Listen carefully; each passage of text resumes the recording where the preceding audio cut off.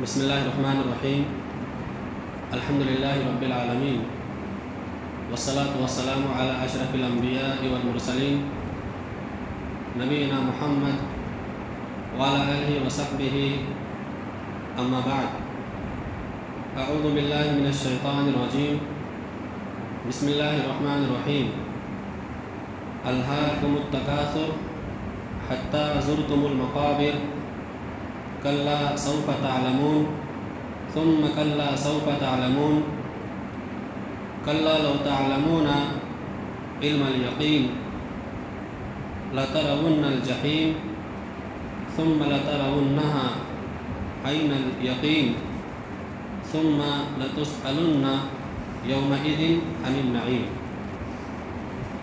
تمام طرح کی حمد و ثنا، تعریف و توصیف اللہ عز و جل کے لیے لائق و زیبا ہے۔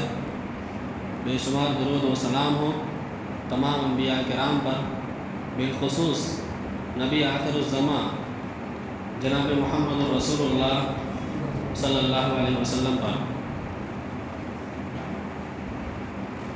اللہ تبارک و تعالی نے انسانوں کے دلوں میں فطرتاً کچھ چیزوں کی محبت رکھی ہے، اور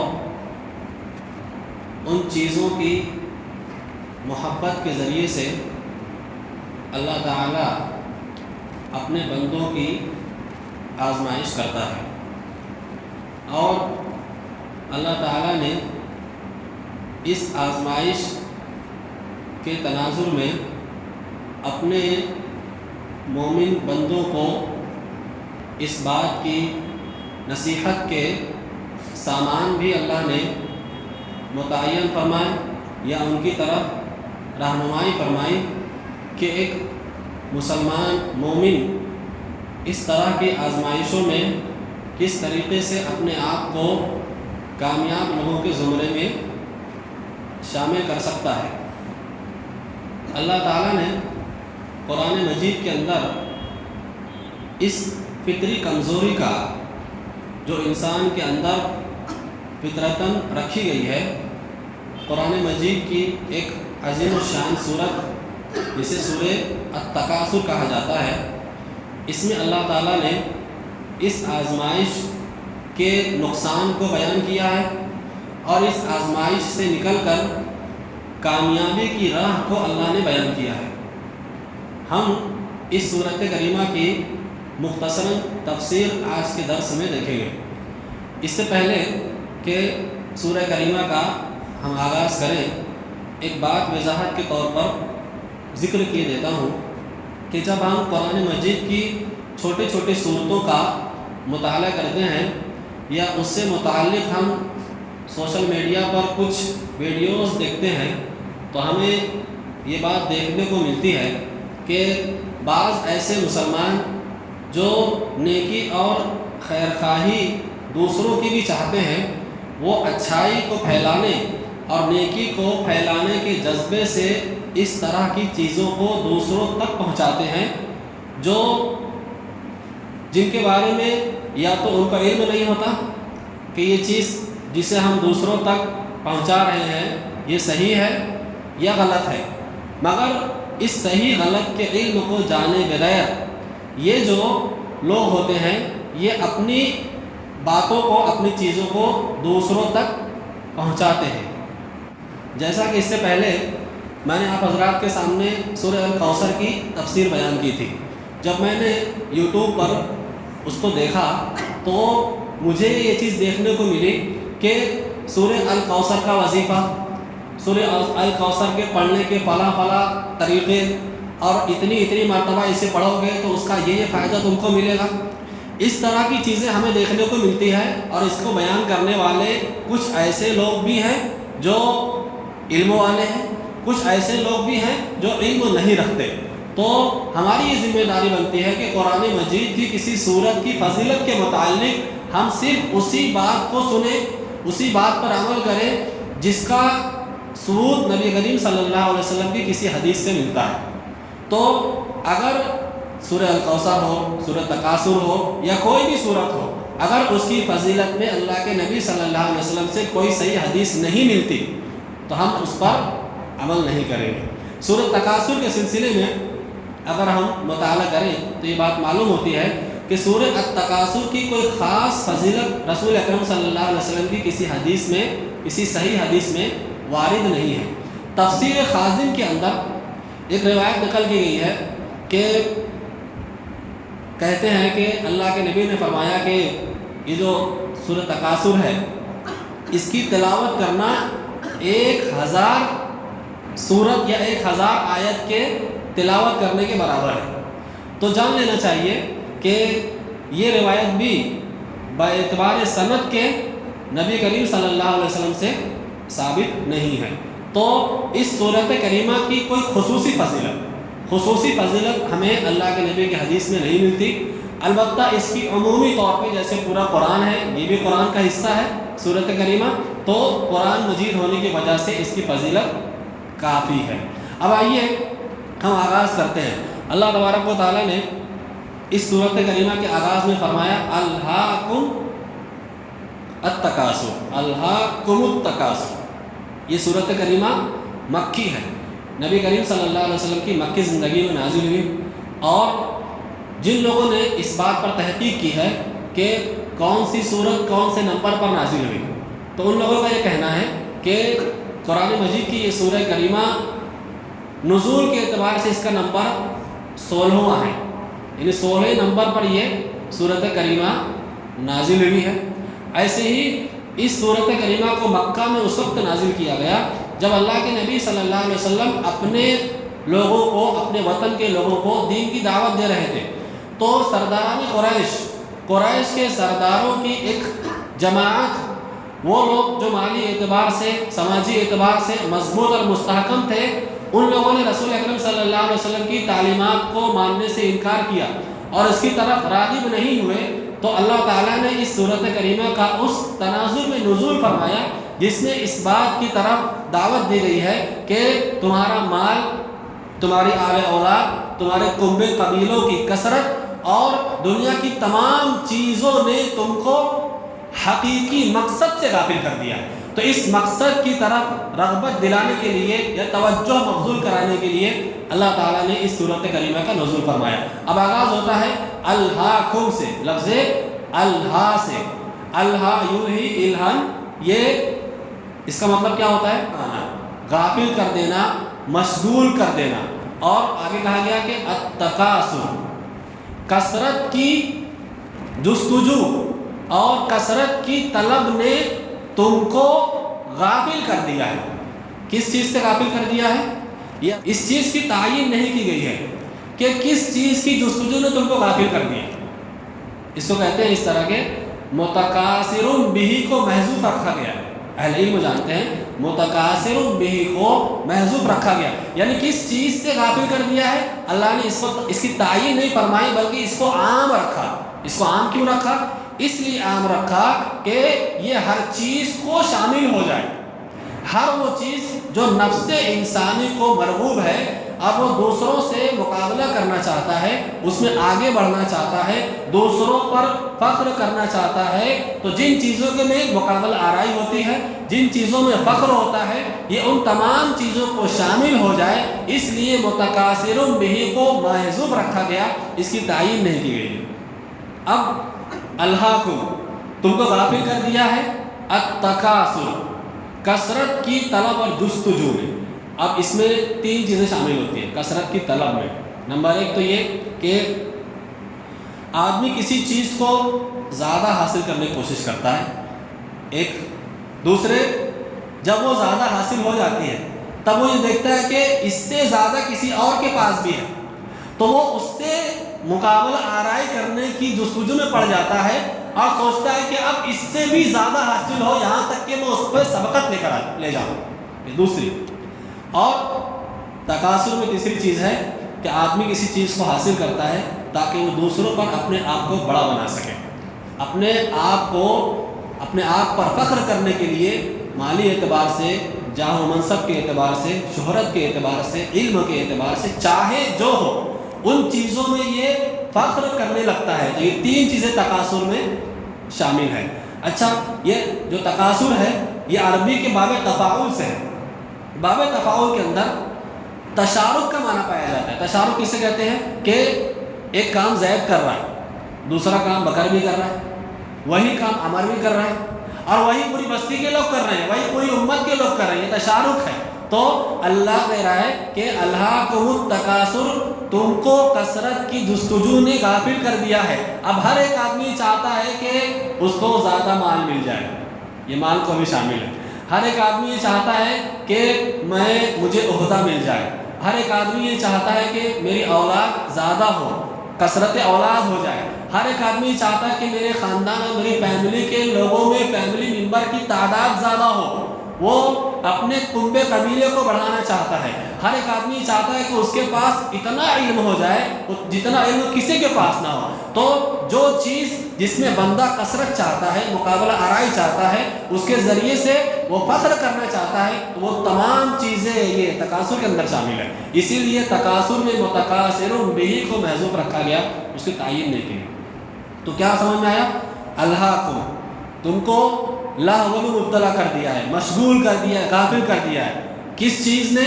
کسی بھی چیز کی کثرت طلب نے، زیادہ کی طلب اور زیادہ کی جستجو نے کس چیز سے غافل کر دیا؟ یہ بھی ایک سوال ہے۔ غافل کر دیا ہے اس کو اللہ تعالیٰ کی توحید سے، غافل کر دیا ہے اس کو اللہ تعالیٰ کی معرفت سے، غافل کر دیا ہے اس کو اللہ تبارک و تعالیٰ کے حقوق سے، غافل کر دیا ہے اس کو اللہ کی محبت کو ہر چیز پر مقدم رکھنے سے اس کو غافل کر دیا۔ گویا کہ ہر وہ چیز جو بندے کو آخرت سے دور کرنے والی ہو، اور ہر وہ چیز جس کے ذریعے سے بندہ اللہ کی رضا سے دور ہو جائے، غافل ہو جائے، وہ اس تکاثر کے اندر شامل ہے۔ تو معلوم یہ ہوا کہ بندہ اللہ تبارک و تعالیٰ کی رضا مندی، اس کے دین کو اور اللہ کے بتائے ہوئے اوامر کو اگر ترک کرتا ہے، چھوڑ دیتا ہے اور کثرت کی طلب میں لگ جاتا ہے، تو یہی چیز اس کے لیے مذموم ہے۔ اور اسی کا تذکرہ یہاں کیا گیا کہ تم کو کثرت کی طلب اور جستجو نے تم کو غافل کر دیا۔ جب قیامت کا دن ہوگا تو جن چیزوں کی کثرت بندہ دنیا میں کر رہا ہے، جستجو کر رہا ہے، اگر اس کے حق کو ادا نہیں کیا اس نے، مثلا کثرت علم ہے۔ یہاں ایک بات کی وضاحت کرنا چاہوں گا کہ آپ سوچیں گے کہ علموں کے اندر کیسے کثرت ہو سکتی ہے یا اس میں مذمت کیسے ہو سکتی ہے۔ میں بھی جب میرے ذہن میں یہ خیال پیدا ہوا کہ اس تکاثر کے اندر علم بھی آنا چاہیے، تب مجھے تھوڑا سا شبہ ہوا کہ علم کیسے قابل مذمت ہو سکتا ہے۔ لیکن جب اس سلسلے میں تحقیق کی تو بعض سلف کے آثار سے یہ بات پتہ چلی کہ اگر کوئی شخص علم حاصل کرتا ہے اور وہ یہ چاہتا ہے کہ اس علم کے ذریعے سے میں لوگوں پر فخر کروں، برتری جتاؤں، لوگ مجھے بڑا عالم کہیں، علامہ کہیں، فاضل کہیں اور فلاں فلاں کہیں، اگر وہ اس نیت سے علم کو حاصل کرتا ہے اور اس میں علم کی طلب میں وہ کثرت جستجو میں پڑ جاتا ہے، زیادہ علم کی طلب کرتا ہے اس نیت سے، تو اس کی یہ نیت بھی فاسد ہے اور اس کا یہ عمل کثرت تکاثر کے اندر داخل ہے۔ تو کوئی بھی چیز اگر بندہ کثرت سے حاصل کرنے کی جستجو کرتا ہے اور اللہ تعالیٰ سے غافل ہو جاتا ہے تو یہ چیز اس کے لیے کیا ہے؟ قابل مذمت ہے۔ اللہ نے آگے فرمایا کہ حتیٰ زرتم المقابر، یہاں تک کہ تم اپنی قبروں تک جا پہنچے، یا یہاں تک کہ تم پہنچ جاؤ، جا پہنچو اپنی قبروں تک۔ یہاں حتیٰ لایا گیا، حتیٰ عربی زبان میں انتہا کے لیے آیا ہے، کسی چیز کی غایت اور انتہا بیان کے لیے آتا ہے کہ تمہاری یہ غفلت اور تمہارا دنیا کے امور میں مشغول ہونا، دین کو ترک کر دینا اور مال و دولت اور جاہ و منصب، عزت و شہرت کی طلب اس قدر تمہارے اندر اس کی محبت گھر کر گئی ہے، دائمی ہو گئی ہے کہ اس کی دائمی محبت اور دائمی طلب نے تم کو اتنا غافل کر دیا کہ وقت نکلتا رہا، تمہاری موت آ گئی اور تم قبرستان جا پہنچا۔ یہ انسان کی فطرت ہے کہ وہ چاہتا نہیں ہے کہ میرے پاس مال کی کمی ہو، وہ چاہتا نہیں ہے کہ میرے پاس عزت کی کمی ہو، شہرت کی کمی ہو، وہ ہمیشہ یہ چاہتا ہے کہ میں اس سے آگے بڑھ جاؤں، اس کو پیچھے چھوڑ دوں۔ اور نتیجہ یہ نکلتا ہے کہ اس کی موت آ جاتی ہے اور وہ قبر تک کے جا پہنچتا ہے۔ اب یہاں ایک فائدہ بیان کروں، ایک علمی نکتہ ہے کہ اللہ تعالیٰ نے یہ کہا کہ حتیٰ زرتم المقابر، یہاں تک کہ تم قبروں کی زیارت کرو، یعنی کہ قبر جو ہے یہ بندے کا دائمی ٹھکانہ نہیں ہے۔ زیارت کس کو کہتے ہیں کہ آپ کسی جگہ جائیں اور زیارت کر کے واپس آ جائیں۔ تو بندہ قبرستان جب میت کی یا مردوں کی زیارت کے لیے جاتا ہے تو وہاں رہتا تھوڑی، زیارت کر کے واپس آ جاتا ہے۔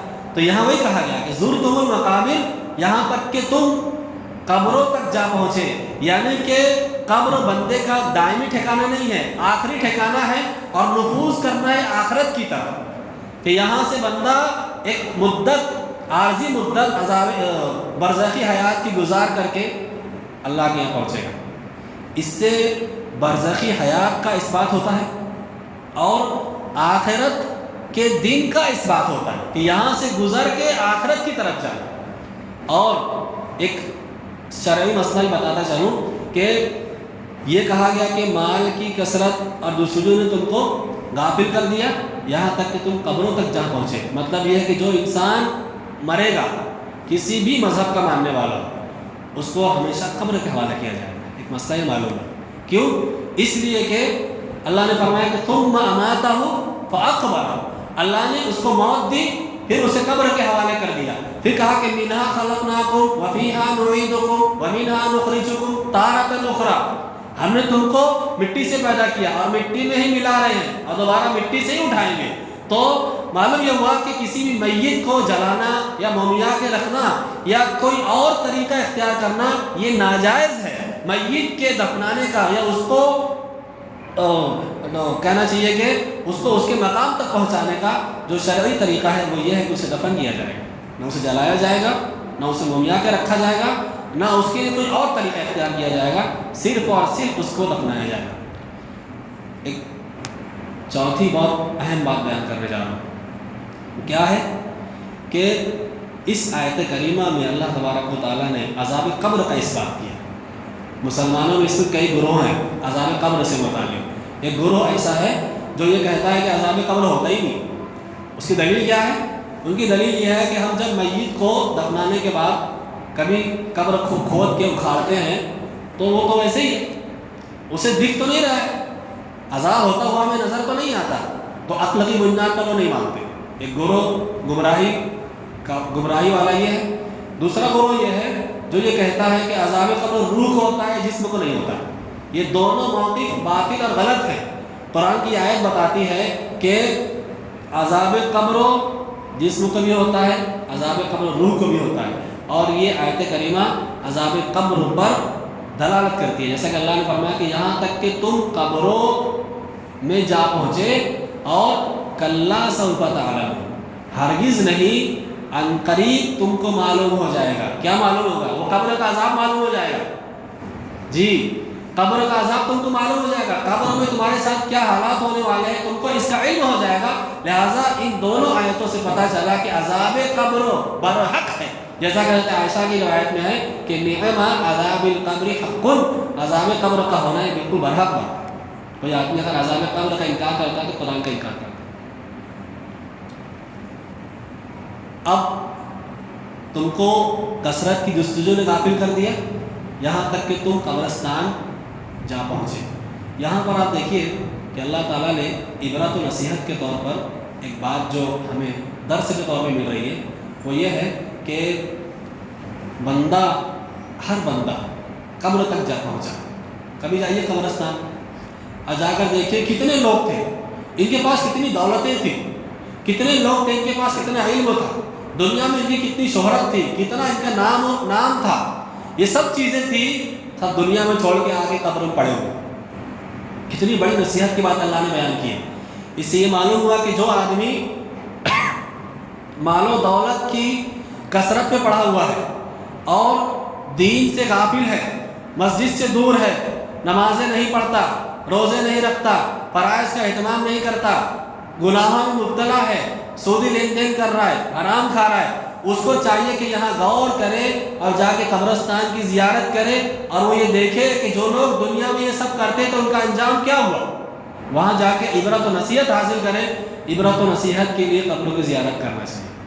نبی کریم صلی اللہ علیہ وسلم نے فرمایا اکثروا ذکر هذه اللذات، یعنی الموت، لذتوں کو توڑ دینے والی، مٹا دینے والی چیز موت کو تم کثرت سے یاد کرو۔ تو جو آدمی یہ سوچتا ہے کہ میں نماز نہیں پڑھ پاتا، گناہوں سے نہیں بچ پاتا، اس کو چاہیے کہ قبر کی زیارت کرے۔ حضرت عائشہ بیان کرتی ہے کہ رسول اکرم صلی اللہ علیہ وسلم کی جب باری میرے یہاں ہوتی تو آپ میری ہر باری کے دن قبرستان جایا کرتے تھے زیارت کے لیے۔ حضرت عائشہ کی باری 9 دن میں ایک مرتبہ آتی تھی، 9 دن میں ایک مرتبہ۔ اس سے کیا معلوم ہوا کہ اگر آپ یہ طے کر لیں کہ رسول اکرم صلی اللہ علیہ وسلم صرف 9 دن میں حضرت عائشہ کی باری والے دن ہی قبروں کی زیارت کرتے تھے، تب بھی 9 دن میں ایک مرتبہ قبر کی زیارت کرنا مستحب ٹھہرا، اور یہ بات مؤکد ہو جاتی ہے۔ تو سنتے ہیں سنت مؤکدہ، اسی سے مؤکد کہ قبروں کی زیارت کرنا یہ تاکیدی سنت ہے، جسے ہمارے یہاں عام طور پہ اس کا مزاج نظر نہیں آتا، کہ ایسا لگتا ہے کہ جب کسی کی میت کا اعلان ہوتا ہے اور ہم قبرستان اس کو دفنانے کے لیے جاتے ہیں، بس وہی ہے ہمارے یہاں، قبروں کی زیارت نہیں کرتے، اسی لیے دل میں نرم نہیں ہوتا، اسی لیے ہماری مسجدوں میں تعداد نہیں بڑھتی ہے، اسی لیے ہماری اصلاح کی طرف ہمارا جذبہ بڑھتا نہیں ہے۔ تو قبروں کی زیارت کرنا چاہیے، یہ دلوں کو نرم کرنے والی چیز ہے، آخرت کو یاد دلانے والی چیز ہے، اور گناہوں سے بچانے والی چیز ہے، نیکی پر ابھارنے والی چیز ہے، اور اپنے تعلق کو اللہ سے مضبوط کرنے والی چیز ہے، اور اپنی آخرت کے لیے تیاری پر ابھارنے والی چیز کیا ہے؟ قبر کی زیارت ہے۔ تو کہا کہ تم یہاں تک کہ تم اپنی قبروں تک یا قبرستانوں تک جا پہنچے۔ قرآن کی اگر یہ دو آیت آدمی ترجمہ و تفسیر کے ساتھ پڑھ لے تو حیرت طاری ہو جاتی ہے کہ دنیا کا اتنا بڑا کارخانہ، دنیا کی اتنی نعمتیں، دھن دولت، انسان اس کے لیے کیا کچھ نہیں کرتا ہے، مال حاصل کرتا ہے، اولاد ہوتی ہے، اس کو بڑا کرتا ہے، پالتا ہے، پوستا ہے، اور پڑھاتا ہے، لکھاتا ہے، پراپرٹی بناتا ہے، سب کچھ کرتا ہے، لیکن موت اس کا کام تمام کر دیتی ہے اور یہ قبرستان چلا جاتا ہے۔ یہ کہا گیا کہ کلا سوف تعلمون، تم غافل ہو نا، غافل ہو نا اپنے دین سے، آخرت سے، اللہ کی محبت سے، اللہ کی معرفت سے، رسول کی اتباع سے، صحیح عقیدے سے، صحیح منہج سے، نیکیوں سے تم غافل ہو نا، کلا سوف تعلمون، ہرگز نہیں، ان قریب تم کو معلوم ہو جائے گا۔ یہاں کلا کا مطلب ہوا ہرگز نہیں، اور کلا عربی زبان میں 2 معنوں میں استعمال ہوتا ہے، ایک ما قبل کی تردید کے لیے، ایک ما بعد کی تحقیق کے لیے، ما بعد کی تحقیق کے لیے۔ ما قبل کی تردید کیا ہے؟ یہاں کہا گیا کہ تم جو غافل ہو تو تمہارا یہ طریقہ صحیح نہیں ہے، یہ وعید۔ پھر کہا گیا ثم کلا سوف تعلمون، پھر تم عنقریب جان لو گے، پھر ہرگز تم نہیں، تم عنقریب جان لو گے، 2 مرتبہ وہی بات کہی گئی ہے۔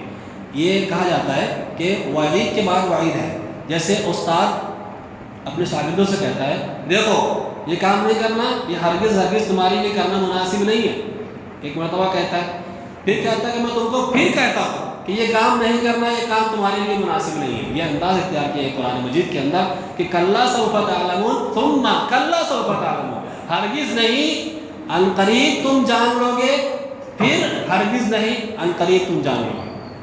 سمجھ میں آئی بات؟ آگے بڑھے۔ ایک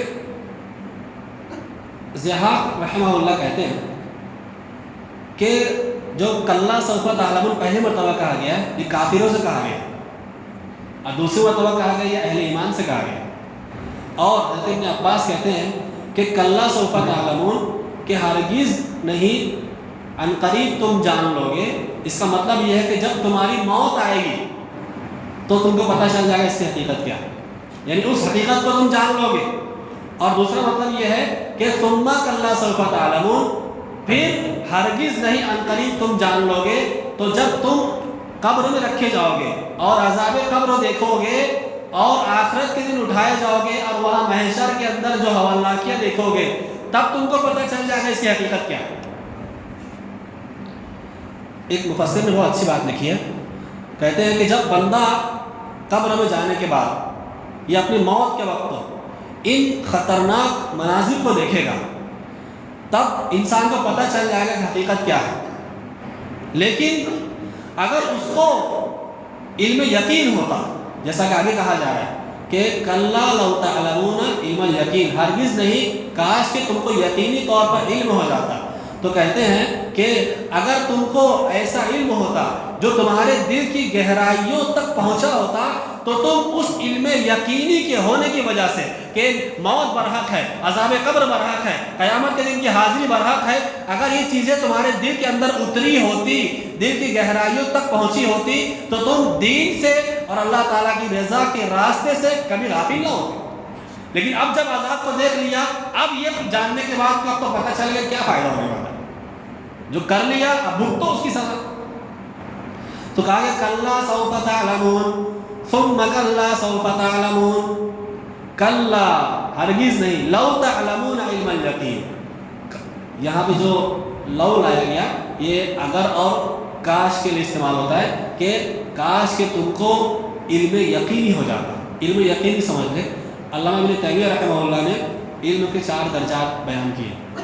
پہلا درجہ یہ ہے کہ بندے کو کسی بات کا صرف علم ہو جائے۔ مثال کے طور پر آپ کو کوئی خبر ملے کہ ہمارے شہر کی فلاں چوراہے پر ایک حادثہ ہو گیا اور ایک آدمی کی موت ہو گئی، ٹھیک ہے، ایک علم ہے، ایک خبر ہے، صحیح بھی ہو سکتی ہے، غلط بھی ہو سکتی ہے۔ دوسرا آدمی آگے بولتا ہے کہ نہیں خبر صحیح نہیں ہے، حادثہ نہیں ہوا ہے، بس کسی آدمی نے اڑا دیا۔ یہ کیا ہوا؟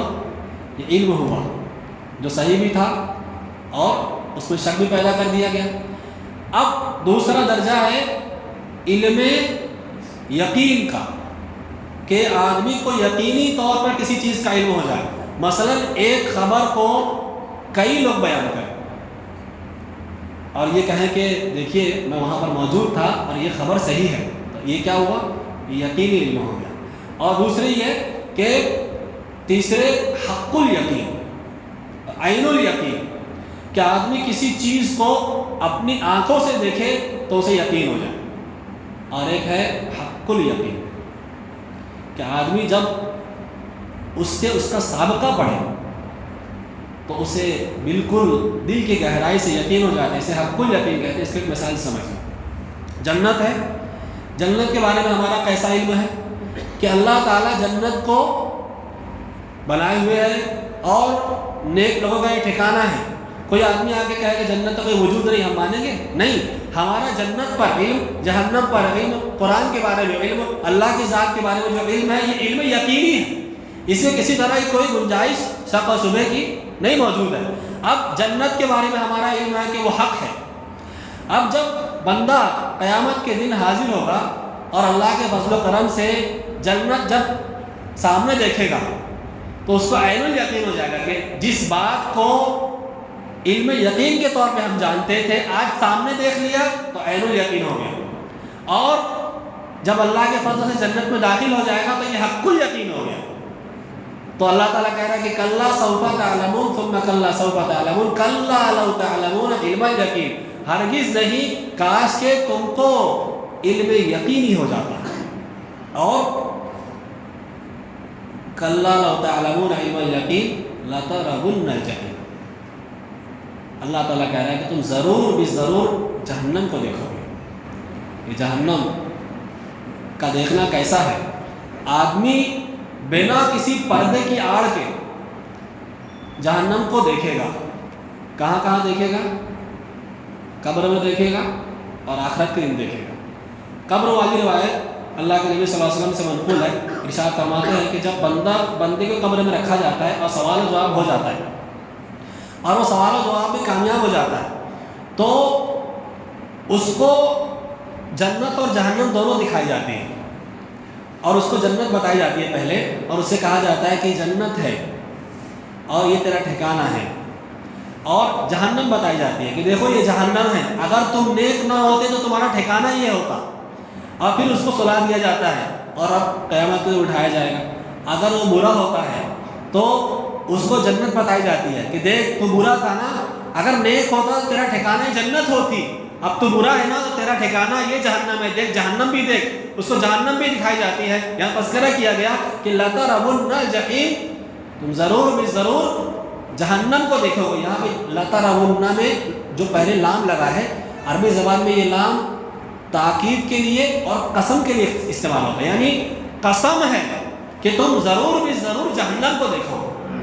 پھر کہا ہے کہ ثم لترونھا عین الیقین، پھر ضرور بھی ضرور تم یقین کی آنکھوں سے یقینی طور پر تم جہنم کو دیکھو گے. جب میدان محشر میں جہنم کو لایا جائے گا، صحیح مسلم کی روایت ہے کہ اللہ کے رسول فرماتے ہیں جب جہنم کو لایا جائے گا تو اس کی 70,000 لگامیں ہوگی، یعنی ان لگاموں سے یہ بندھی ہوئی ہوگی، اور ہر ایک لگام کو 70,000 فرشتے اس کو تھامے ہوئے ہوں گے. وہ مارے غیظ و غضب کے چگھاڑ رہی ہوگی، ایسی بھیانک آواز نکالے گی کہ میدان محشر میں سارے لوگ خوفزدہ ہو جائیں گے. تفسیر ابن حاتم، تفسیر ابن کثیر وغیرہ میں یہ اثر منقول ہے کہ جب یہ جہنم لائی جائے گی تو یہ جہنم ایک طریقے سے سانس لے گی. اس کا سانس لینا اتنا خطرناک ہوگا کہ اس وقت اللہ کے تمام مقرب فرشتے، تمام مقرب جو نیک اور صالح لوگ ہیں اور تمام انبیاء، یہ سب گھٹنوں کے بل گر جائیں گے، ٹیک دیں گے. اس وقت انبیاء کرام بھی اللہ سے اپنی سلامتی کی دعا کریں. یہ اتنا خطرناک اور اتنا بھیانک منظر ہوگا.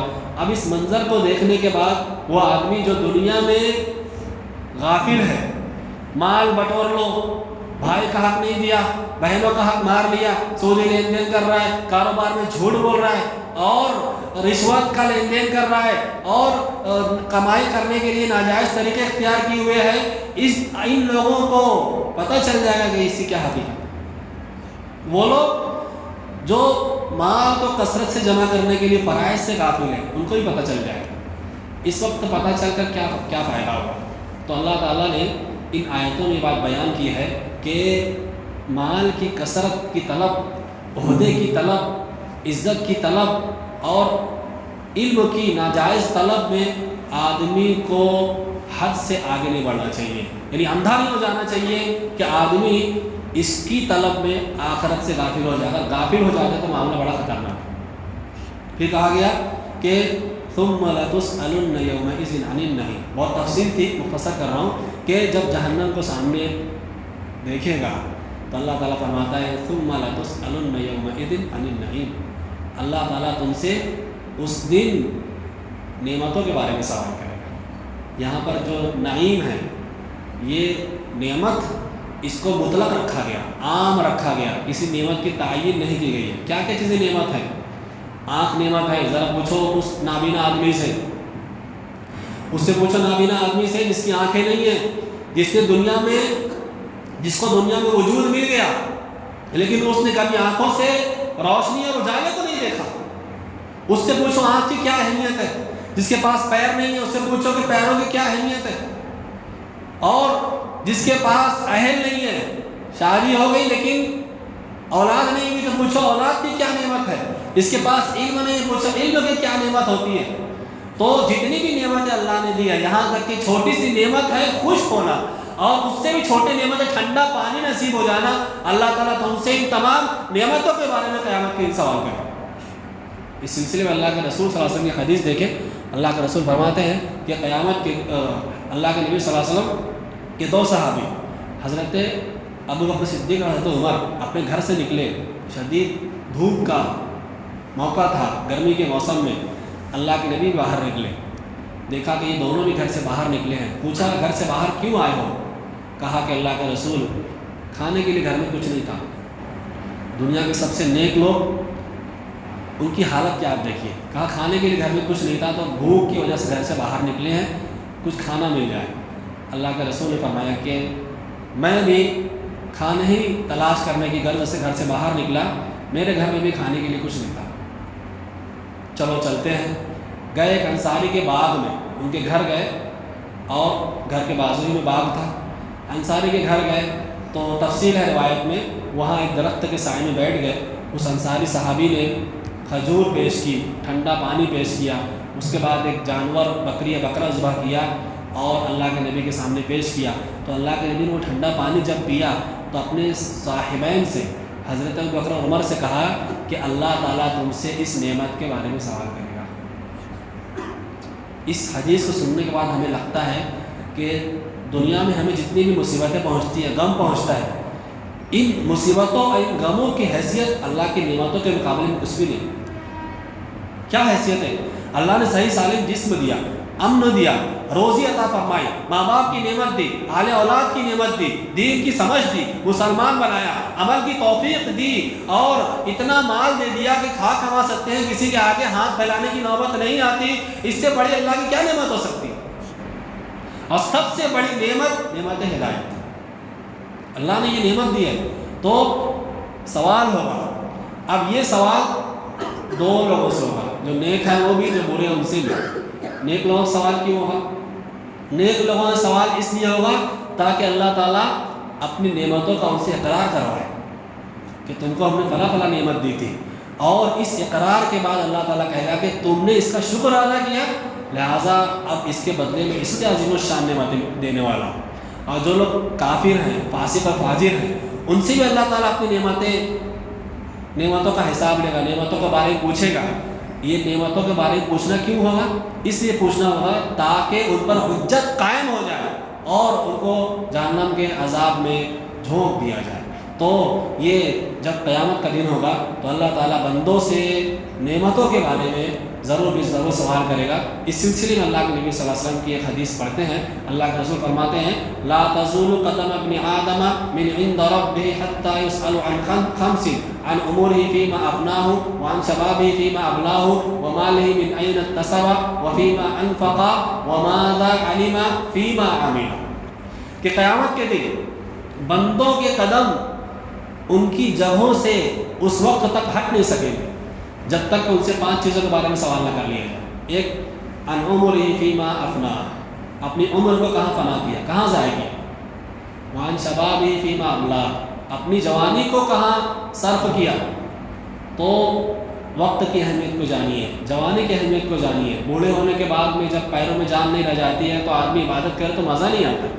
جو جوانی میں اللہ کی عبادت کو جوانی میں لگا، اللہ تعالیٰ کی عبادت میں جوانی کو لگا دے گا تو اللہ تعالیٰ قیامت کے دن اس کو اپنے سائے میں جگہ دے گا، خصوصی سائے میں اللہ تعالیٰ جگہ دے گا اس کو۔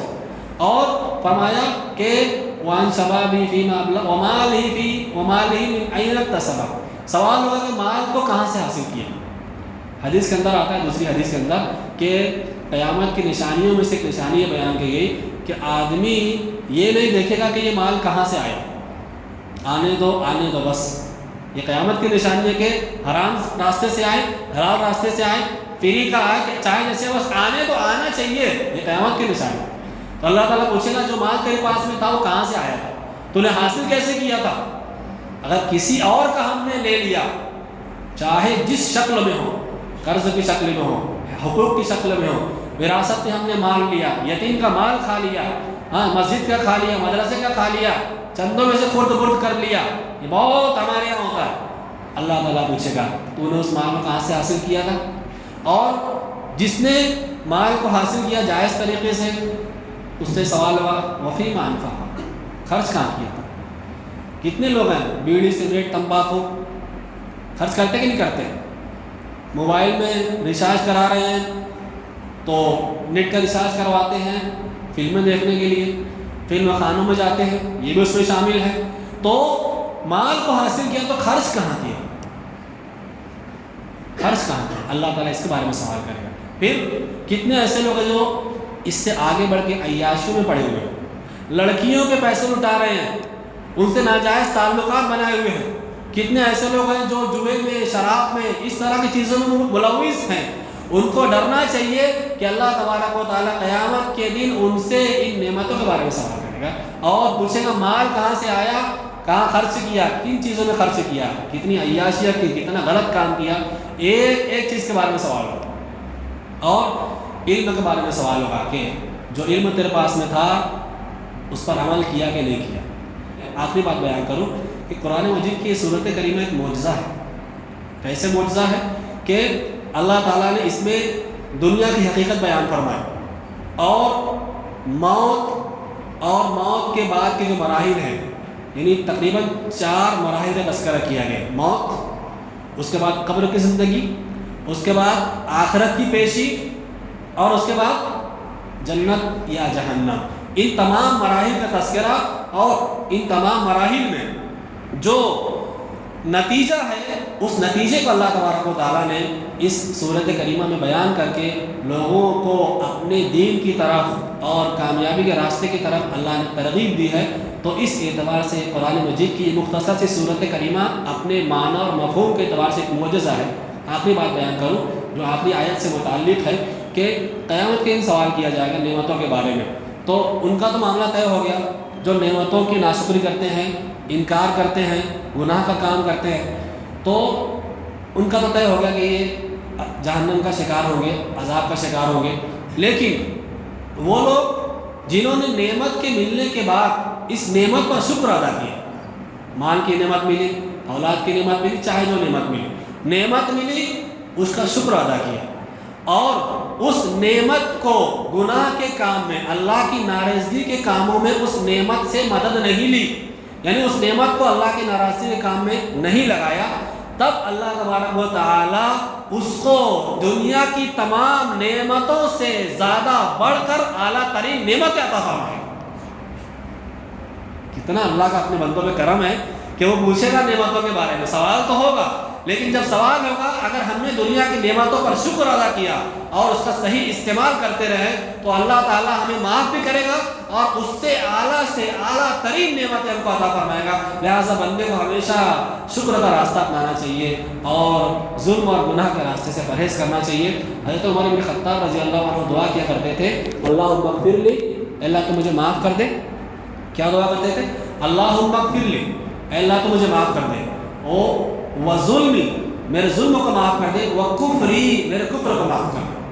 सहाबा ने पूछा कि उमर रज़ी अल्लाह अन्हु, ये तो समझ में आया कि जुल्म क्या चीज़ है, लेकिन ये समझ में नहीं आया कि आप कुफ्र से माफ़ी क्यों मांग रहे हैं। तो कहा कि तुमने कुरान की आयत नहीं पढ़ी, वइन तउद्दू निअमतल्लाहि ला तुहसूहा, कि तुम अगर अल्लाह की नेमतों को शुमार करना चाहो, गिनना चाहो, तुम अल्लाह की नेमतों को गिन नहीं सकते। और इन्नल इंसाना लज़लूमुन कफ़्फ़ार, इंसान जालिम है और नाशुक्रा है। तो जालिम कैसे है? उसको जो नेमत मिली है उस नेमत को नाजायज़ कामों में खर्च करता है और गुनाह के काम में लगा रहता है, लिहाजा गुनाह करने की वजह से वो जालिम ठहरा, और नेमत मिलती है तो शुक्र अदा नहीं करता, लिहाजा नाशुक्रा ठहरा। तो आदमी को चाहिए कि वो जुल्म और नाशुक्री के रास्ते को इख्तियार न करे, बल्कि कामयाबी और कामरानी के रास्ते को इख्तियार करे, शुक्र के रास्ते को इख्तियार करे। तो इस सूरत करीमा से ये कुछ मुख्तसर चीज़ें थी, मुख्तसर फ़वाइद और तशरीहात थी जो अल्लाह की तौफीक से आपके सामने रखी गई।